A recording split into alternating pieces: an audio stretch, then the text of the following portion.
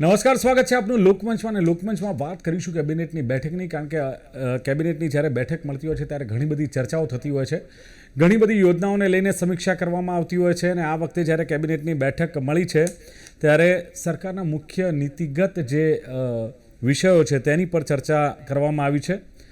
અનેક અગત્યના મુદ્દાઓ છે એની પર ચર્ચા થાય, સમીક્ષા થતી હોય છે. અને એ જ પ્રમાણે જે કેબિનેટની બેઠક મળી છે બુધવારના રોજ, એમાં પણ આ પ્રકારની ચર્ચાઓ થઈ છે. ટેકાના ભાવે મગફળીની ખરીદી, કૃષિ રાહતના જે પેકેજ છે એની ક્યાં સુધી પ્રગતિ થઈ છે એની ચર્ચા થઈ છે. સાથે જ એકતા યાત્રા અને સરકારની આગામી ચિંતન શિબિર સંદર્ભે પણ ચર્ચા થઈ છે. બીજું કે કૃષિ રાહત પેકેજ અંગે જે સૂચનો છે અને વિભાગોની તૈયારીઓ શું છે એનું મૂલ્યાંકન કરવામાં આવ્યું છે. સૌથી અગત્યનો મુદ્દો ખેડૂતોને આ જે રાહત પેકેજ આપવાનું છે એને લઈને ચર્ચા થઈ છે. ખાસ તો રોડ રસ્તા અંગેની ફરિયાદો બાબતે મંત્રીઓને સૂચના આપવામાં આવી છે અને મંત્રીઓને કહેવામાં આવ્યું છે કે તમે જાત નિરીક્ષણ કરો, રિપોર્ટ તૈયાર કરો અને રિપોર્ટ સોંપો. એટલે ચોક્કસ એક સારી બાબત છે. અને કમોસમી વરસાદથી જે નુકસાન થયું એની સામે 10,000 કરોડનું રાહત પેકેજ સરકારે જાહેર કર્યું છે. રવિ સિઝનમાં ખેડૂતોને પિયત માટે 10 કલાક વીજ પુરવઠો આપવાની પણ ચર્ચા થઈ છે. અને આદિવાસી વિસ્તાર માટે નવી 250 બસોની સુવિધાઓ આપવાની પણ ચર્ચા થઈ છે. ખાસ તો ઘણા બધા નિર્ણયો, આદિવાસી વિસ્તારમાં વિકાસના કાર્યોની પણ ચર્ચા થઈ છે. પાક નુકસાનની સહાય માટે 16 લાખ અરજીઓ આવી છે.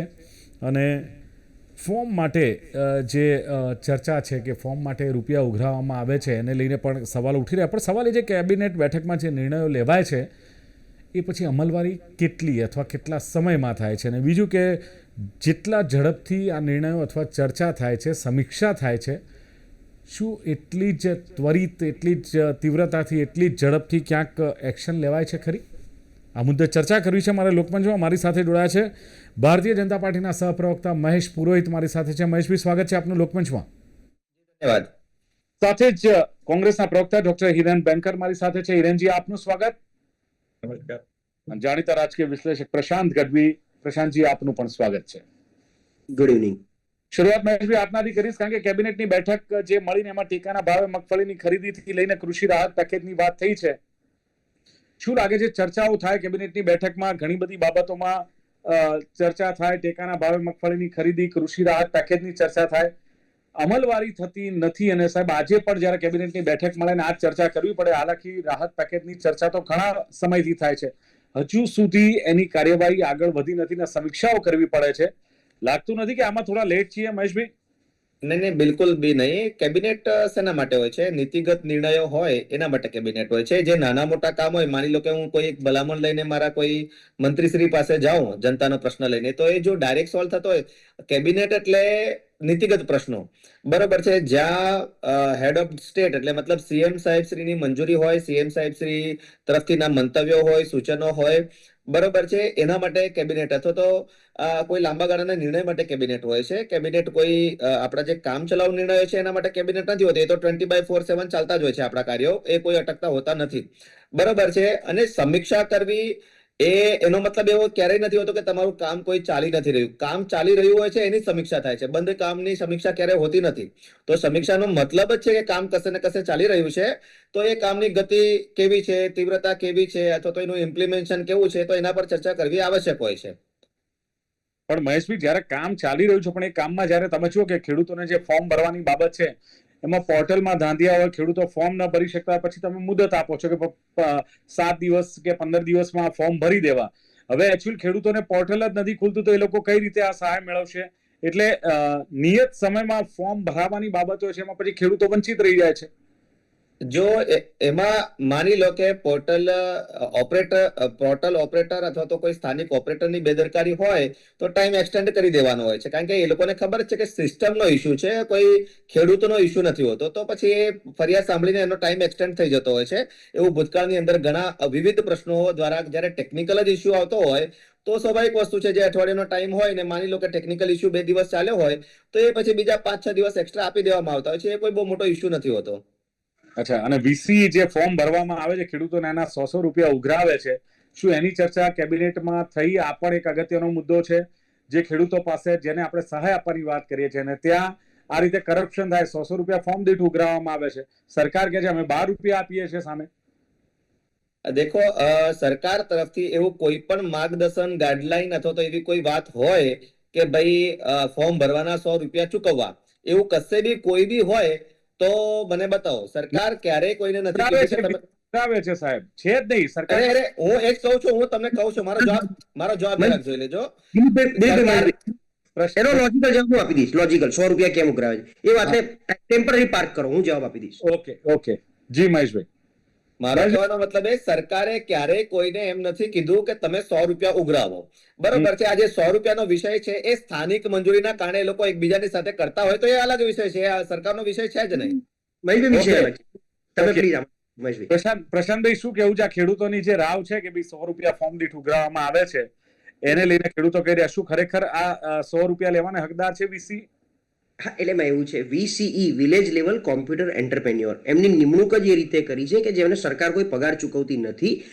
જે બી ગ્રામ્ય લક્ષી જેટલી બી યોજનાઓનો લાભ લેવાના હોય ને ફોર્મ અપલોડ કરવાના હોય, એટલે દરેક VCE એના કોમ્પ્યુટર, પંચાયતની ઓફિસના કોમ્પ્યુટર ઉપર દરેકના સુવિધા, કોઈ વિધવા પેન્શન ફોર્મ ભરવાનું છે, ખેડૂતોના ફોર્મ છે, એ ફોર્મની પ્રિન્ટઆઉટ આપી અથવા આવી હેલ્પ કરી આપવા માટે એ લોકો 20 રૂપિયા કમિશન પેટે, કારણ કે VCE નો પગાર નથી, આ ધંધો છે એન્ટરપ્રેન્યોર તરીકે, કે આ હેલ્પ કરે. અને જે તે વખતે 2008 થી આ VCE નો કન્સેપ્ટ જ્યારે લાયા કે ભાઈ ગામમાં બેસે, કોમ્પ્યુટર ઓપરેટરનું કામ કરે, લોકોને મદદરૂપ થઈ શકે, ને એના પેટે 20 રૂપિયા પહેલા હતા, 20 રૂપિયા 40 રૂપિયા નક્કી કરેલા છે, એ એમને ચૂકવવાના, અને એ જ એમનો કમિશનનો ધંધો, એમને કોઈ ફિક્સ આવક નથી. એ 20 રૂપિયા પછી બહુ ઓછા પડતા હતા, સામે VCE હડતાલ ઉપર ઉતરી જતા હતા. એ લોકોએ એક ચોક્કસ પગારની માંગણી કરી હતી કે અમને પગાર આપો, કારણ કે લગભગ સરકાર અમે ચલાવીએ છીએ.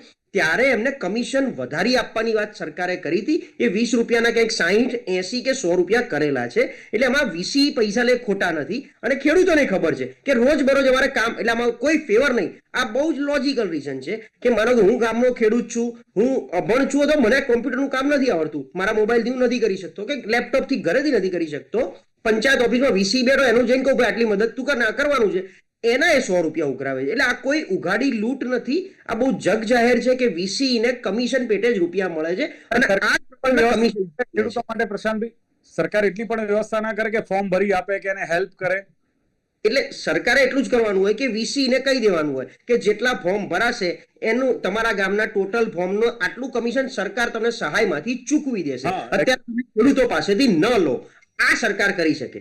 પણ VCE ઉઘાડી લૂંટ નથી કરતા, કારણ કે મેં આ VCE નો મુદ્દો હું પોતે જ CM સુધી લઈ ગયેલો છું દરેક વસ્તુમાં. એટલે મેં શું કીધું, આ ઉઘાડી લૂંટ નથી. સરકાર તમે કીધું એમ ચોક્કસ રાહત આપી શકે કે દરેક VCE ને જાણ થઈ જાય કે તમારે ખેડૂત પાસેથી રૂપિયા લેવાના થતા નથી.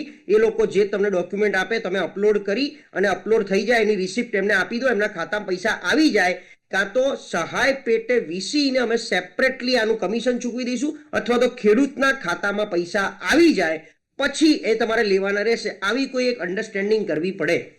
ચલો, બિલકુલ. હિરેનભાઈ, આપનું શું માનવું છે? હિતલક્ષી જે નિર્ણયો લેવામાં આવે છે કેબિનેટમાં, રોડ રસ્તાને લઈને, આદિવાસી વિસ્તારને લઈને, ખેડૂતોના જે ટેકાના ભાવને લઈને, વીજળીને લઈને પણ જે નિર્ણયો લેવામાં આવે છે, કેટલો ખાસ તો આ જે નિર્ણયો લેવામાં આવે છે એને લઈને અમલવારી કેટલી થતી હોય છે, અને શું કેવું છે ખાસ આ લોકોના હિતલક્ષીના નિર્ણયો કેબિનેટમાં લેવાય છે એને લઈને? દિલીપભાઈ, જે અત્યારે કેબિનેટ છે, કિચન કેબિનેટ, એ કિચન કેબિનેટ બેઠી બેઠી નક્કી કરે કે આપણે આ કરવું છે, તે કરવું છે, એ ધરાતલ પર કે છેવાડાના માનવી સુધી કેટલું પહોંચે છે એ આપણે ઘણા બધા ઉદાહરણો જોયા છે. અત્યારે VCE ની વાત કરીએ, VCE માં પણ એ ઘણી બધી વસ્તુ છે. તમે એક સિમ્પલ લીટીમાં તમે કહી શકો કે તમે જેટલા ફોર્મ ભરશો એના 100 રૂપિયા તમને કમિશન મળશે. જેટલું પણ કમિશન મળે છે, પણ એ વાત પણ સાચી વાત છે. ધરાતલ પર જયારે જોઈએ છે ત્યારે કેટલાક VCO એ જે કમિશન મળે ઉપરાંત તમારી પાસેથી રૂપિયા લેતા હોય એવા ઘણા બધા પ્રેક્ટિસીસ જોયા છે. આધાર કાર્ડમાં પણ એવું થાય છે, જ્યાં 50 રૂપિયા ફોર્મ ચાર્જ ન લેવાનું હોય ત્યાં પણ ફોર્મ લેવામાં ચાર્જ લેવામાં આવે, એની પાસે કમ્પલસરી રૂપિયા લેવામાં આવે, એટલે આવું થતું હોય છે બધું. ધરાતલ પર ઘણી બધી વસ્તુ અલગ છે. પણ કિચન કેબિનેટની વાત કરતા હોય ત્યારે એ AC ચેમ્બરમાં બેસીને જે નિર્ણયો કરવામાં આવે એ ધરાતલ પર ઉતરતા એટલું બધું વાર લાગે કે આપણું છે સરકાર એક પેલા મગરમચ્છ જેવી હોય, એની પૂંછડી પર શું થાય ને એના આગળના ભાગને કશી ખબર જ ના હોય કે પૂંછડી પર મારે કે શું કંઈક થયું છે. એટલે ત્યાં સુધી પહોંચતા એને ઘણી બધી વસ્તુ વાર લાગે. ફોર એન એક્ઝામ્પલ તમને કહીએ કે અત્યારે સરસ સરકાર એક તૂત લાવી છે નવું, કે રિક્ષા ચાલકોએ કમ્પલસરી તમારી રિક્ષા જે છે એ પોલીસ સ્ટેશનમાં રજીસ્ટ્રેશન કરાવડાવવાની. હવે તમારી પાસે આરટીઓ સંસ્થા છે, કયા વ્યક્તિએ કેટલા રૂપિયામાં લોન થી લીધી કે નથી લીધી, બધી જ વ્યવસ્થા તંત્ર આરટીઓ કચેરી આગળ અવેલેબલ છે. એને ત્યાં એના પુરાવા તરીકે એમનું આધાર કાર્ડ કે એમનું ઇલેક્શન કાર્ડ કે બધી વિગતો આપી છે. તેમ છતાં અત્યારે અમદાવાદના ગુજરાતના તમામ જે રિક્ષા ચાલકો છે એ ત્રાહિમામ કરી રહ્યા છે. એમને ત્યાં જવાનું, લાઈનોમાં ઉભા રહેવાનું, ત્યાં પોલીસ સારી રીતે વાત કરે ન કરે અને સ્ટીકર લગાવવાનો, નંબર આપી દેવાનો, આ બધું તમે કરી શક્યા હતા. પણ એ અચાનક રાતોરાત વિચાર આવે પછી આ પ્રકારની કોઈ તર્કવિહીન આખી વસ્તુ કરવામાં આવે. તમારી પાસે નંબર જે ત્યાંની પાસે જે નંબર લગાવે, નંબર અવેલેબલ છે, બધું અવેલેબલ છે. આ નવી એક્સરસાઇઝનો શું મતલબ છે ખબર નથી પડતી. એવી જ રીતે તમે જુઓ કે વચ્ચે એક ફતવો બહાર પાડવામાં આવ્યો હતો જેમાં કહેવામાં આવ્યું હતું કે 100 તમારા વિસ્તારના 100 બુટલેગરો કે અસામયિક તત્વોનું લિસ્ટ બનાવડાવો. લિસ્ટનું શું ખબર નહીં. એના પછી ક્રાઇમ ઘટવો જોઈએ કે જે ક્રાઇમ વધી રહ્યો છે. અમદાવાદ જેવા વિસ્તારમાં કે સુરત જેવા વિસ્તાર, બરોડા જેવા વિસ્તારમાં ધોળે દિવસે લોકોને હત્યા થતા જોવા મળે. તમે કિચન કેબિનેટમાં કરેલી જે નિર્ણયો જે છે એ પાક વીમામાં થાય છે કે તમે જે નિર્ણયો ઉપર કરાય કે એકદમ સીમલેસ ડાયરેક્ટ ફંડ ટ્રાન્સફર તમારું થશે, એની જગ્યાએ તમે અત્યારે એટલા ફોર્મને એટલું કન્જેસ્ટેડ બનાવી રાખ્યું છે કે બિચારો ત્યાં ફોર્મ ભરવા ઉપર કે એના માટેની વાત કરતો હોય. એટલે જે ખરેખર કિચન કેબિનેટમાં જે થવા જોઈએ નિર્ણયો, એની જગ્યાએ માત્ર અત્યારે પણ આખી કેબિનેટ બન્યા પછી, નવા મંત્રાલય એલોટ થયા પછી આજની તારીખે એમને કોઈ એમના પીએસ કે પીએસ એલોટ થયા નથી. એ લોકો આજે પણ પેલા શુભેચ્છા સંદેશા લે છે. કોઈ કામ એ મંત્રાલય સોંપ્યા પછી આજ દિન સુધીમાં હજુ ખરેખર પ્રજાલક્ષી કામગીરીઓ ચાલુ થઈ નથી. એટલે ડિલે જે થઈ રહ્યું છે એ ડિલે આજનું નથી, વર્ષોથી સરકારમાં ડિલે જોવા મળી રહ્યું છે. પણ જે નિર્ણયો થતા હોય, નિર્ણયો ભૂતકાળમાં ભાઈ સેમિસ્ટર લાવવાનું, સેમિસ્ટર કાઢવાનું, પાછું યરલી કરવાનું, પછી સેમિસ્ટર લાવવાનું, સરકાર નક્કી જ ન કરી. હેલ્મેટનો કાયદો લાવવાનો, હેલ્મેટનો કાયદો કાઢી નાખવાનો, ફરજિયાત કરવાનો. એટલે આવા અનેકો નિર્ણયો ભૂતકાળમાં સરકારે લીધેલા છે, પાછા લીધેલા છે, અને સરકાર નક્કી જ કરી શકતી નથી કે મારે પ્રજાને બેનિફિટ આપવો કે નથી આપવો. બેનિફિટ આપવા માટે મારે શું કામગીરી કરવી. તમામ વ્યવસ્થા તંત્ર આજે ગુજરાતમાં અવેલેબલ છે. તમે એક જ ક્લિક પર તમે તમામ લોકોને, તંત્રને સજાગ કરીને, તમે હમણાં કીધું કે રોડ રસ્તા બરાબર થયા છે કે નિરીક્ષક કરવા માટે હવે મંત્રીઓએ જવાનું. તો વિચાર કરો, આ તો તમારું complete failure of the governance કહેવાય. એના માટે આપણી પાસે આરએનબી ડિપાર્ટમેન્ટ છે આખો. એમાં સારામાં સારા રિક્રુટ થયેલા આરએનબી ના ડી, એસસી, એસડી, એસડીઓપી આ બધા એન્જિનિયર આપણી પાસે અવેલેબલ છે. અધિકારીઓ કામ નથી કરતા તો મંત્રીઓ કદાચ જઈને નિરીક્ષણ કરે અને સૂચના. મારું કેવું એ છે કે તંત્ર તમારું લકવાગ્રસ્ત થયું છે અને છેલ્લે એવો ઘાટ આવે છે કે તમારે મંત્રીએ રસ્તા પર ઉતરવું પડે છે. એટલે this is a failure of governance. તમે એટલું ખરાબ તમે તંત્ર કામગીરી કાઢ્યું છે અને પછી છેલ્લે વાળી ચોડીને તમે કોન્ટ્રાક્ટર પર, આઉટસોર્સિંગ એજન્સી પર, એના પર આખો તમારે ઢોળી દેવાનો.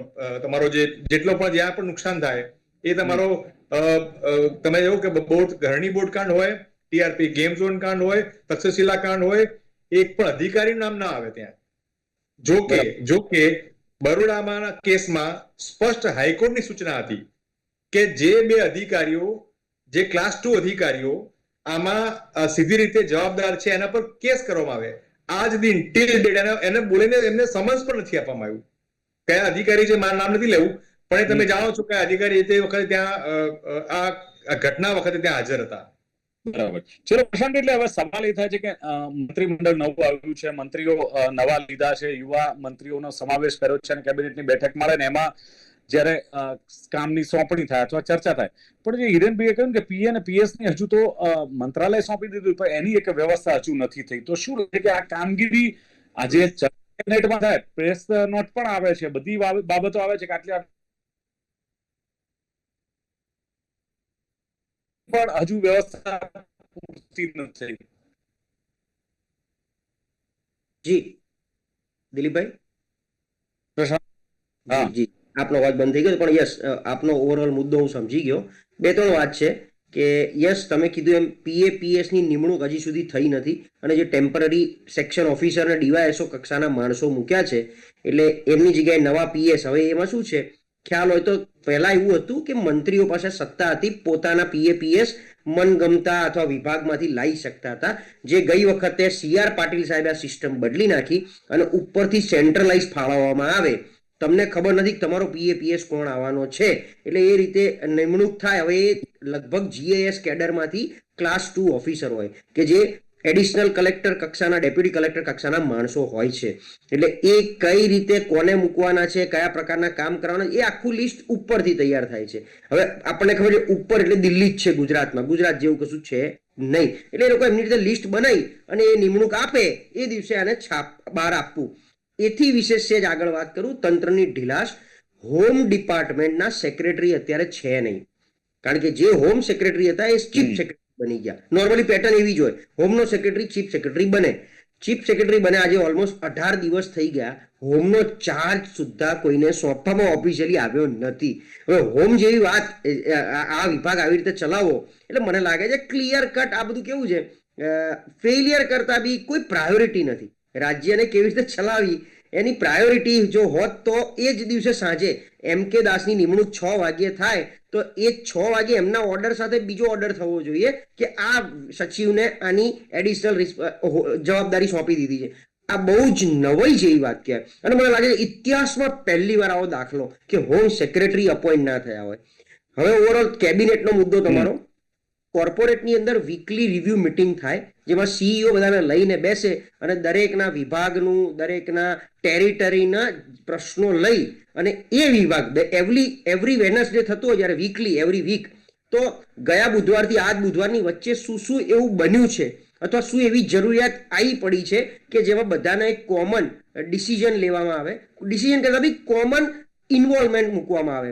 જેમ કે અમુક જગ્યાએ એવું કામ રોડનું હોય તો ત્યાં જંગલ પણ આવતું હોય, R&B પણ પિક્ચરમાં આવતું હોય, નર્મદા પણ પિક્ચરમાં આવતું હોય, ઇલેક્ટ્રિકની લાઈન જતી હોય પણ. એટલે એક સિંગલ વિન્ડો સિસ્ટમ ઊભી કરવાનો પ્રયત્ન જ્યારે કરવામાં આવતો હોય, એવા બધા નિર્ણયો, નીતિ વિષયક નિર્ણયો, અઠવાડિયામાં ઉચકાયેલા મુદ્દાઓ, જેમ કે કદાચ કોઈક વખત જે તે વખતે પેપર ફૂટ્યું હતું, જે તે વખતે રોડ રસ્તાની હાલત, TRP કાંડ હતો, અત્યારે ખેડૂતો વાળો મુદ્દો છે, તો એ મુદ્દાની જ્યારે ચર્ચા થાય એમાં કેબિનેટમાં એટલે CMની અધ્યક્ષતામાં જ્યારે વાત મુકાય તો CM પ્રસ્તાવ મૂકી દે કે ભાઈ આપણે આ જાહેરાત કરવાની છે અથવા આપણે આવું વિચાર્યું છે ને આ કરવાનું છે.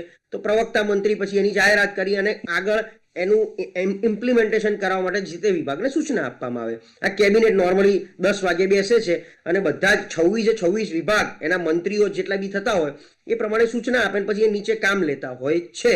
હવે તમે જેમ કીધું અમલીકરણ, તો દરેકમાં કેવું છે, દરેક નીતિગત વિષયો કેબિનેટમાં ચર્ચા થાય એવું જરૂર નથી, મૂકવું પડે. બધાને કહેતા કે આને કેબિનેટમાં મૂકવું પડશે, ત્યાં મંજૂરી લેવડાવવી પડશે. એટલે અમુક સ્પેશિયલ હોય, જેમ કે આજે દિલીપભાઈ દેસાઈને અત્યારે ભલે GTPLમાં એન્કર છે પણ CM સાહેબને ગમી ગયા અને CM સાહેબના OSD તરીકે ત્યાં મૂકવા છે તેનો પ્રસ્તાવ ત્યાં કદાચ મૂકવો પડે. એટલે અમુક એવા સ્પેશિયલ સબ્જેક્ટ હોય જે કેબિનેટની મંજૂરી લેવી પડે, કે કોઈ વિભાગને વધારે બજેટ જોઈએ છે, FDમાં મુકાવવું પડે તો એ કેબિનેટ થકી પાસ. એટલે આ બધા નિર્ણયો તમે વિચારો કે આ રોડ રસ્તાની વાત હોય, ખેડૂતોને સહાય આપવાની વાત હોય કે પછી ફોર્મ વિતરણની વાત હોય, આ આઈ થિંક એવા નથી કે જે તમે ત્યાં કેબિનેટમાં આ બધા નિર્ણયો કરો કે ચર્ચા કરો.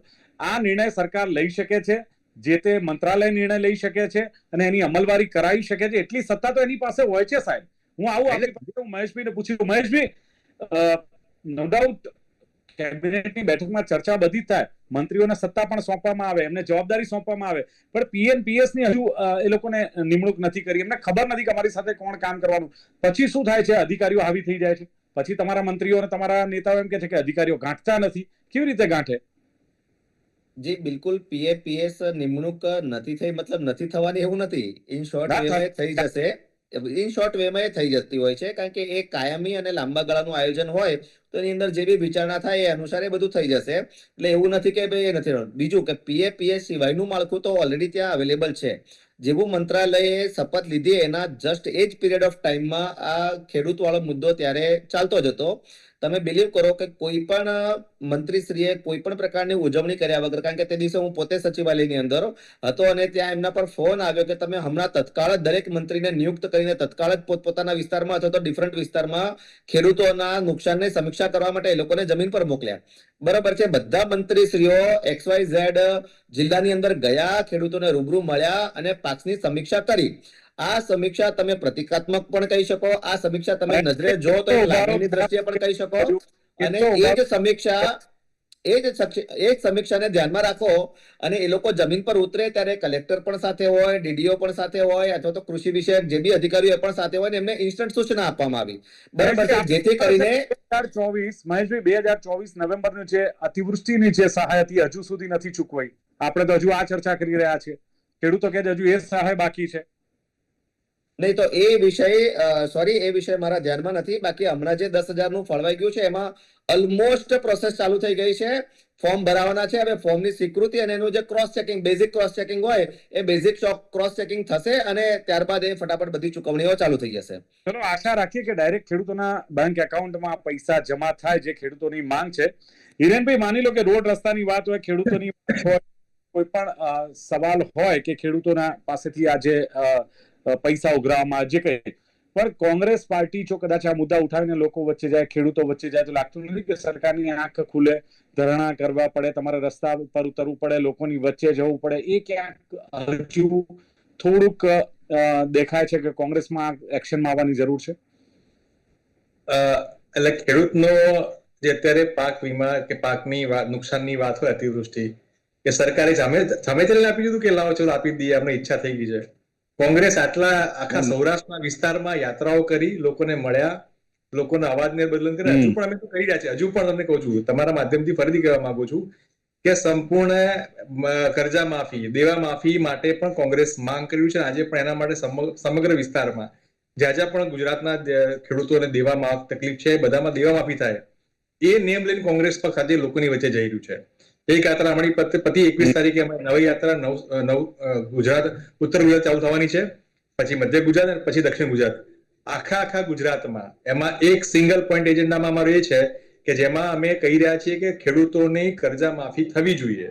સરકાર કરી શકતી હોય જો 16 લાખ કરોડ રૂપિયા ખેડૂત જે બિઝનેસમેનના દેવું માફ કરી શકતી હોય, તો ગુજરાતના ખેડૂતે શું એવો ગુનો કર્યો છે કે જેને માફ ના કરી શકીએ? એટલે આ બધું કર્યું જ છે ને. ભૂતકાળમાં જેટલી પણ એ પેપર લીક થી વાત હોય કે પછી હરણી બોટકાની વાત હોય કે તક્ષશિલા, આ બધાને ન્યાય અપાવવા માટે મને બતાવો એક પક્ષ જે હોય કે રાજકોટ થી લઈને છેક ગાંધીનગર સુધી યાત્રા લઈને, ન્યાય યાત્રા લઈને નીકળ્યો હોય, એક પક્ષ બતાવો. એ લાલજીભાઈ, એ પાલભાઈ આંબલિયા, એ જિગ્નેશ મેવાણી, આ બધા લોકોને ન્યાય માટે લઈને નીકળ્યા. આજે પણ એમને ન્યાય નથી મળ્યો. એટલે કોંગ્રેસ પક્ષ ધરાતલ પર સંસદ થી લઈને વિધાનસભાથી લઈને સડક સુધી એ લડતું જ રહ્યું છે. પણ મારે તમને એક બહુ સરસ વાત કરવી છે. તમે જે વાત કરી કે ગયા વર્ષ 2024ના 2 તબક્કામાં રૂપિયા આપવાની ડિક્લેર કરવામાં આવ્યું. 500 કરોડ, 400 કરોડ પછી અને 1200 કરોડની આસપાસ પહેલા 1700 કરોડની સહાયમાં આજે પણ આજની તારીખે 500 કરોડ રૂપિયા આપવાના હજુ પણ બાકી રહે છે. એટલે તમે કહો છો ને જે કે ખરેખર ધરાતલ પર કેટલું ઉતરે છે. એમ કહેવાય કે ભૂપેન્દ્રભાઈ તો અત્યારે આવ્યા, એની પહેલા આનંદીબેન કે બધા હોય, પણ જયારે આદરણીય નરેન્દ્રભાઈ જે વખતે અહીંયા હતા, એમને સંવેદના સપ્તાહ કર્યું હતું આખા ગુજરાતમાં. 1500 કરોડ ને 5000 કરોડ ને 7000 કરોડ ને કરોડોમાં ગજબ વાત થઈ હતી. એમ મને એકાદ જિલ્લો બતાવો જેમ કહેવાય કે હા આ સંવેદના સપ્તાહના કારણે એકદમ ઊંચું આવી ગયું હોય. એનાથી પણ બહુ સરસ સુરેન્દ્રનગર વિસ્તારમાં એમને બહુ સરસ સૂત્ર આપ્યું હતું, farm to fabric, fabric to fashion અને ફેશન ટુ ફોરેન. એક જ ફેક્ટરી બતાવો કે જે સુરેન્દ્રનગરમાં ફાર્મ ટુ ફેબ્રિક ને ફોરેન કરતી હોય સાહેબ. એટલે ખાલી તમે સૂત્રોમાં સંપૂર્ણ ઢીલાસ, નબળાઈ અને એના નીતિના નિયત ના કારણે આજે ગુજરાત આ તમામ પ્રક્રિયા વસ્તુઓમાંથી, જેમ કીધું કે હજુ PAPS ની નિમણૂક થઈ ના હોય, તમે જો ધારો ગૃહ વિભાગના તમે એને લઈ જતા હોય ત્યાં, તો તમારી પાસે વૈકલ્પિક તત્કાલિક હોવી જોઈએ કે સાંજ પડે તમારી નિમણૂક થઈ જવી જોઈએ. પણ એને ખબર છે બધું. એમને ગઢવી સાહેબે બહુ સારી વાત કરી કે આખી તંત્ર બધું ચાલી રહ્યું છે દિલ્હીમાં. અત્યારે આપણે જે મૃદુ ને મક્કમ છે એ રબર સ્ટેમ્પ મૃદુ છે, એકદમ પોચો છે, મૃદુ છે. મક્કમ તો એ વાગી જાય, એ હજુ પણ કઈ થતું નથી. ખરેખર કામ સરકારની નીતિને નિયત સારી હોય તો ખરેખર લોકોને તાત્કાલિક આપી શકે, એક લીટીમાં આપી શકે. સરકાર છોડતી નથી. કારણ કે જયારે આવા નીતિગત નિર્ણયો લેવાતા હોય છે ને, એમાં જયારે આવી ચર્ચા થાય કે રોડ રસ્તાનું તમે નિરીક્ષણ કરો, તમે જવાબદાર અધિકારીઓ સામે પગલા લો, તમે આટલી બસો મૂકી છે એની ચર્ચા કરીએ, તો શું ત્વરિત એક્શન લેવાય અને કેબિનેટની બેઠક મળે, એમાં ખાસ કોઈ નીતિગત નિર્ણયો લેવાય, પણ એની અમલવારીમાં જે લેટ થાય છે એના માટે ખાસ શું કરવું જોઈએ શોર્ટમાં?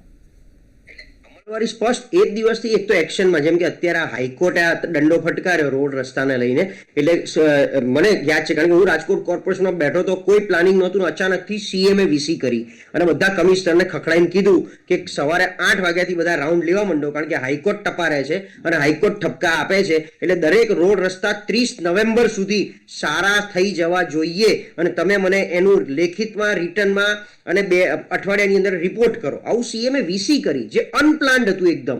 એટલે એનો મતલબ એવો થયો કે જ્યારે બહુ જ હોવાપો થાય અને એકદમ પીક ઉપર આવે એટલે પછી આ કેબિનેટ થી લઈ અને નીચે સુધી, અને ત્યારે જેમ આપણે કંઈક થાય તો નથી આગ લાગે ત્યારે કૂવો ખોદવા કે ભાઈ ટ્યુશન ક્લાસ ઉપર તવાઈ, પાણીપુરીની લારી ઉપર તવાઈ, ફાયરની એનઓસી ઉપર તવાઈ, આ બધું જે ચાલુ થતું હોય છે. અમલીકરણ સ્પષ્ટ છે, આમાં અમલીકરણની જરૂર જ નથી, દરેકનું એક ફંક્શનિંગ છે. દિલીપભાઈ 8 વાગે આ શો ચાલુ કરવાનો છે તો કરવાનો છે, પછી ચેનલ હેડ ઓફિસમાં હાજર હોય કે ના હોય, એમ જે બેઠો છે એને એનું કર્મ કરવા માટે કોઈ વસ્તુની આદેશની રાહ જોવાની જ નથી. તમે એના માટે you are getting paid, salary મેળવી રહ્યા છો, ઉપરથી ઓર્ડરની રાહ જુઓ અને કામ ચાલુ કરો ફટાફટ. એટલે અત્યારે એના માટે તો ચૂંટીને પ્રશાંતભાઈ જે જનતાએ ચૂંટીને તમને મોકલ્યા છે અને તમારે જનતાની સેવા કરવી છે, પણ મહેશભાઈ એક નીતિગત નિર્ણયો માટે આ કેબિનેટની બેઠક મળતી હોય છે અને કામ ચલાઉ જે નિર્ણયો હોય છે કેબિનેટમાં નથી લેવાતા. ખાસ તો પી અને પીએસની નિમણૂકની પણ એમણે વાત કરી કે એ પણ થઈ જશે, પણ ખેડૂતલક્ષી નિર્ણયો લેવામાં આવ્યા છે. પણ ડોક્ટર હિરેન બેંકરે કહ્યું એમ કે ઈસી ચેમ્બરમાં બેસીને નિર્ણય લો, પણ ધરાતલ પર કોઈ કાર્યવાહી દેખાતી નથી. અને એમણે ઘણી બધી વાતો કરી, રિક્ષાઓની નોંધણીથી લઈને બુટલેગરોનું લિસ્ટ બનાવવાની વાત હતી એ પણ એમણે કહી, અને પ્રજા હેરાન થઈ રહી છે. હેલ્મેટના કાયદાની પણ એમણે ખાસ હિરેન બેંકરે વાત કરી અને નિર્ણય નથી લેવાતા. પીએસ ને પીએ ની પણ એમણે વાત કરી કે હજુ એલર્ટ નથી થયા અને ખાસ તંત્ર લકવાગ્રસ્ત છે એમનું કહેવું છે કે કોંગ્રેસ એક્શનમાં છે, લોકોની વચ્ચે જાય છે અને આ જ પ્રશ્નો કોંગ્રેસે ખેડૂતોના ઉઠાયા છે ત્યારે સરકાર એક્શનમાં આવી છે. અને પ્રશાંતભાઈએ કહ્યું એમ કે ખાસ તો જે મંત્રીઓ પાસે જે પીએસ ને પીએ રાખવાની પહેલા સત્તા હતી કે પોતાની પસંદગી ના રાખતા હતા, પાટીલ સાહેબ આવીને ચેન્જ કર્યું છે. હવે કોણ પીએસ કે પીએ થશે નક્કી નથી, એટલે એ થોડું એમને કહ્યું કે કોમ્યુનિકેશનનો અભાવ રહ્યો છે. હોમ ડિપાર્ટમેન્ટમાં સેક્રેટરી નથી એ પણ એમણે ખાસ વાત કરી અને ફેલ્યોર કરતા એમને કહેવું છે કે પ્રાયોરિટી નથી અપાતી. દરેક વ્યક્તિ જો પોતાની જવાબદારી સમજીને, અધિકારી હોય, નેતા હોય, મંત્રી હોય કે કોઈ પણ હોય, પોતાની જવાબદારી સમજીને જો કામ કરે તો કદાચ જે આખી લિંક છે કેબિનેટમાં ચર્ચા થાય, અમલવારી થાય અને સીધી એક્શનમાં આવે, એ લિંક તૂટે નહીં. પણ તૂટવા પાછળનું કારણ લોકો પોતાની જવાબદારી, જે તે વ્યક્તિ જ્યાં જે પોસ્ટ પર છે, જે જવાબદારી છે એ જવાબદારીપૂર્વક કામ નથી કરતા, ત્યારે આ પરિસ્થિતિનું નિર્માણ થાય છે. ચર્ચાનું સમાપન કરીએ છીએ. પ્રશાંત ગઢવી, મહેશ પુરોહિતને ડોક્ટર હિરેન બેંકર ત્રણે જોડા ખૂબ ખૂબ આભાર. Thank you very much. Thank you. તો દર્શક મિત્રો, આ હતી ચર્ચા કેબિનેટની બેઠક નિર્ણય અને અમલવારી અંગે. ફરી મળીશું એક નવી ચર્ચા સાથે. આપ જોતા રહો ગુજરાત ન્યૂઝ. નમસ્કાર.